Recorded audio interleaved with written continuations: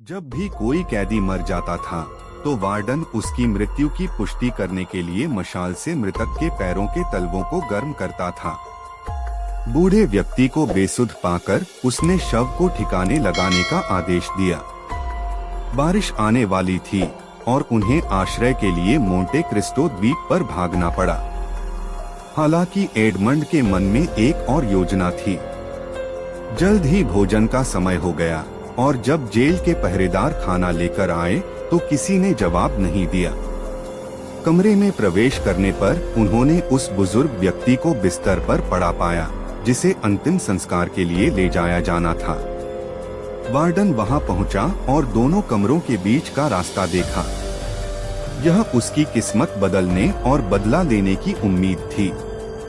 कुछ ही समय बाद वे मोंटे क्रिस्टो द्वीप पर पहुंचे।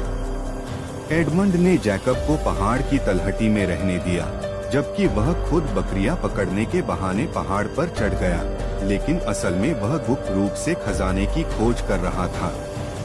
पुजारी द्वारा छोड़े गए नक्शे का अनुसरण करते हुए उसने लगभग पूरे पहाड़ की खोज की, लेकिन फिर भी उसे कोई खजाना नहीं मिला। उनके छिपने की जगह का कोई सुराग न मिलने से एडमंड पूरी तरह निराश हो गया। उसकी चिंता बढ़ती ही जा रही थी कि अचानक याकूब दौड़कर आया और उसे जल्दी चलने के लिए कहने लगा, यह कहते हुए कि मौसम अच्छा है और रुकने की कोई जरूरत नहीं है।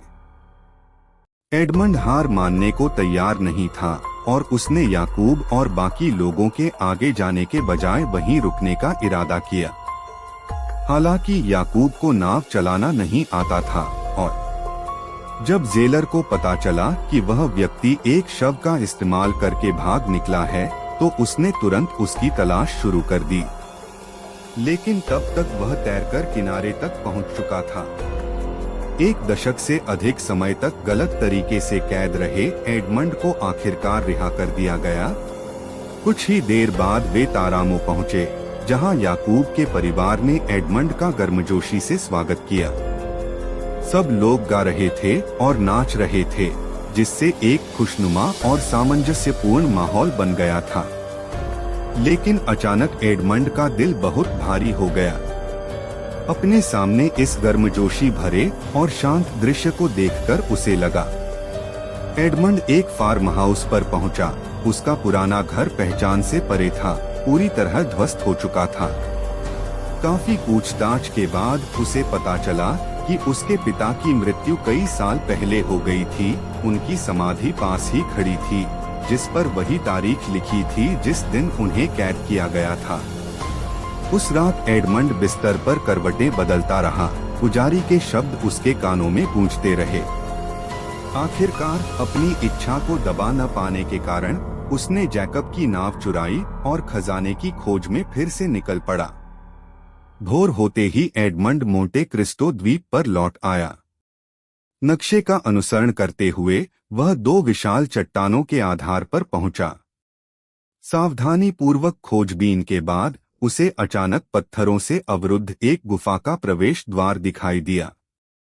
एडमंड अत्यंत प्रसन्न हुआ। उसने अपनी पूरी ताकत लगाकर एक एक करके पत्थरों को हटाया, फिर सावधानी से अंदर रेंग कर गया। गुफा आश्चर्यजनक रूप से विशाल थी, एक विशाल पहाड़ी गुफा और पौराणिक खजाना।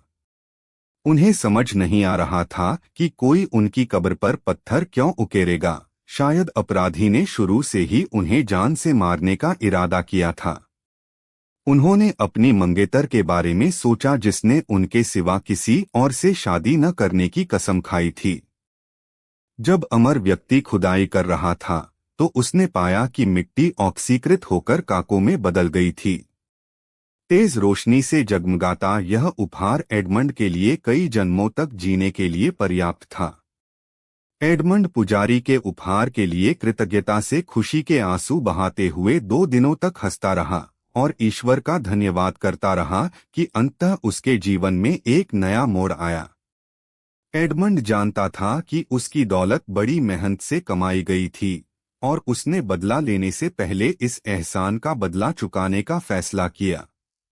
इसके तुरंत बाद उसने याकूब को एक पत्र भेजा, जिसमें लिखा था कि उसने बदले में याकूब के लिए 2 बड़े जहाज और 3 संपत्तियां खरीदी हैं। उसने याकूब से महीने के अंत में मार्सिले आने और उसकी मदद करने का अनुरोध किया।